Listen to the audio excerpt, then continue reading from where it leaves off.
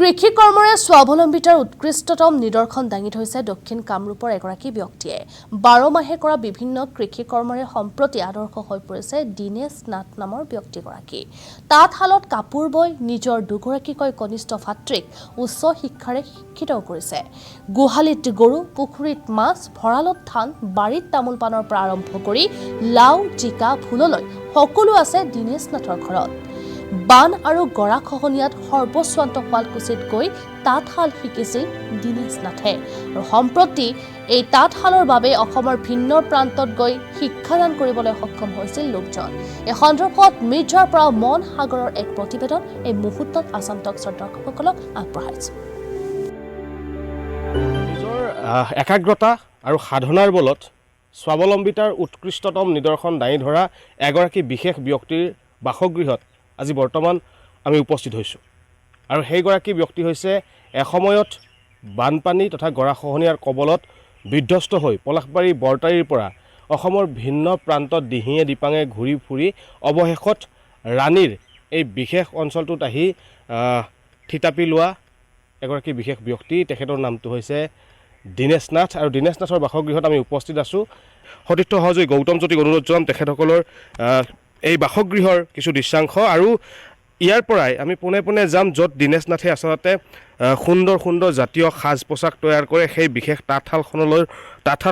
তাঁতশালখনৰ আমি ওচৰলৈকে গৈছোঁ আৰু বৰ্তমানো দিনেশ নাথ ব্যস্ত হৈ আছে তাঁতশালত আৰু তেখেতৰ হাতৰ পৰশত হয়তো আৰু কোনো চানেকি তুলিবলৈ তেখেতে ব্যস্ত হৈ পৰিছে তাঁতশালখনত। আমি দিনেশ নাথৰ ওচৰলৈকে আহিম আৰু তেখেতৰ পৰা জানিবলৈ চেষ্টা কৰিম যে কিমান দিনৰ পৰা আচলতে এই তাঁতশালৰ লগতে তেখেতে বিভিন্ন খেতি বাতিৰ লগত জড়িত হৈ তেখেতে স্বাৱলম্বিতাৰ উৎকৃষ্টতম নিদৰ্শন দাঙি ধৰিছে। দাদা নমস্কাৰ জনাইছোঁ। কামৰ মাজতে অকণমান আপোনাৰ লগত কথা পাতিবৰ বাবে আহিছোঁ। কেতিয়াৰ পৰা এই তাঁতশালৰ লগত ব্যস্ত, এই কৰ্মৰ লগত ব্যস্ত? 85ৰ পৰা।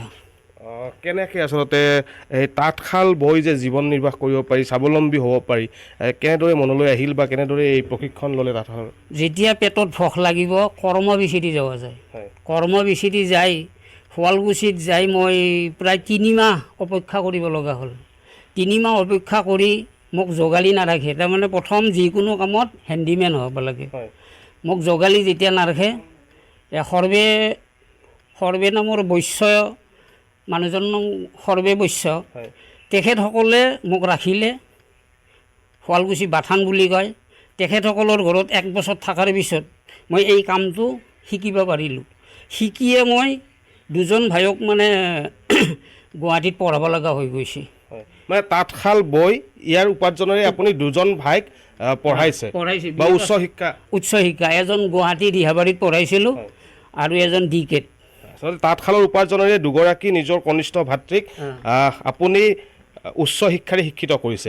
আমি এইখিনিতে সুধিব বিচাৰিছোঁ যিহেতুকে এসময়ত বানপানী তথা গৰাখহনীয়াৰ কবলত পৰি বিধ্বস্ত হৈ আপুনি আৰ্ণ কৰিবলৈ গুচি গৈছিলে। পলাশবাৰীৰ বৰতাৰীত আছিলে আপোনাৰ ঘৰ।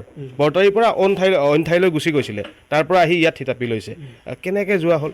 তাৰমানে যেতিয়া মালৈবাৰীত গুচি গৈছিলোঁ, মালৈবাৰীত থাকি বড়ো খেতি কৰিলোঁ। বড়ো খেতি কৰি আনৰ ঘৰতো থাকিলোঁ প্ৰায় 8-10 বছৰ। তাৰে পিছত মই শুৱালকুছিত যেতিয়া গ'লোঁ, শুৱালকুছিত যাই মই ভাবিলোঁ যে মই আৰু মালৈবাৰীত নাযায়, ইয়াৰ আশে পাশে যদি বঙৰা আজাৰ আশে পাশে